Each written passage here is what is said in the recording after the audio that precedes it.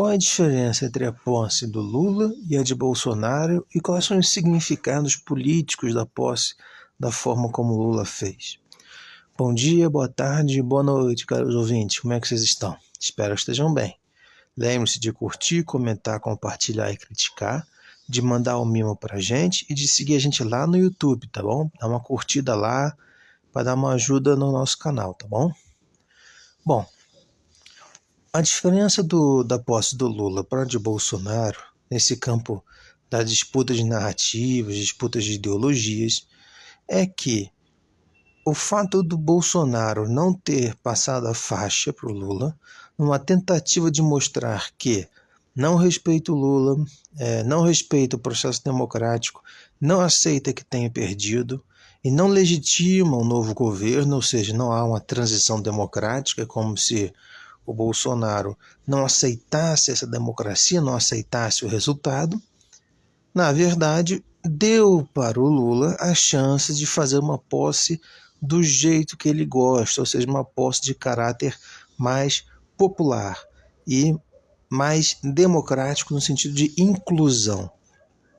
Essa é a diferença que existe entre o governo do Bolsonaro e o governo do Lula no campo das disputas de narrativas. Então, o populismo, digamos assim, de Lula é um populismo que tenta incluir trabalhador, pobre, indígena, deficiente, negros, mulheres, e o populismo de Bolsonaro é um populismo forçado, falando diretamente a um grupo específico, os pobres.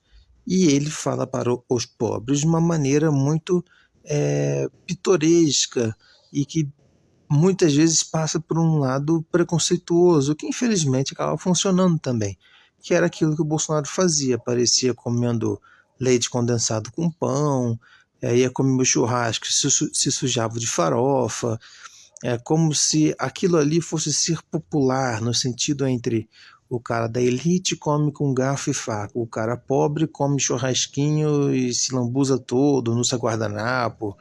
Ou seja, é um popular um pouco mais tosco, mais bruto.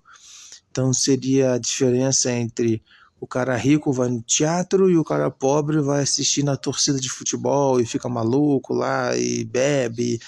Ele está criando essa diferença, né? Na verdade, a gente sabe que tem gente que é da elite que é porco, e tem gente que é pobre que é bem educado. Mas a questão é que eleitoralmente funciona, tanto do Lula quanto do Bolsonaro. Mas a questão é que essa diferença ela beneficiou o Lula, porque o fato do Bolsonaro não comparecer, não passar a faixa, permitiu que o Lula pudesse fazer um evento onde tivesse uma maior participação popular, passasse aquela imagem de que ele é um representante da diversidade da população brasileira, que ele representa todos, que a população brasileira tem inúmeros grupos sociais e econômicos e étnicos e culturais diferentes e que todos eles estão ali em volta do Lula. Então ele sobe a rampa junto com o Lula. Então tem até o cachorrinho ali. Então, assim, direitos animais, por exemplo, está sendo representado. Então o Lula ali fica como o governador, né, o líder de todos, né, que representa todos eles. E o Bolsonaro entregou isso de graça para o Lula e para o Partido dos Trabalhadores só pelo fato de ele não querer ter participado, não querer aceitar o resultado. Então, eleitoralmente falando, na questão de construção de narrativas políticas e ideológicas, a posse do PT é muito mais significativa do que a de Bolsonaro. A de Bolsonaro é uma posse de um grupo, ou seja, dos bolsonaristas, do Bolsonaro e da ideologia dele.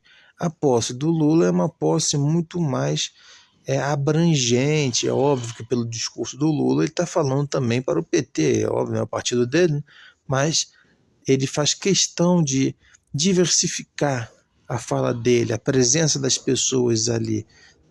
Então, Lula já começa fazendo política muito bem feita ali na posse. Se ele vai cuidar, não vai cuidar, vai ser competente, não vai ser competente, isso é outra história.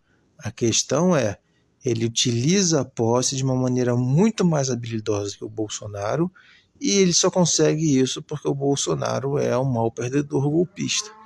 No fim das contas é isso.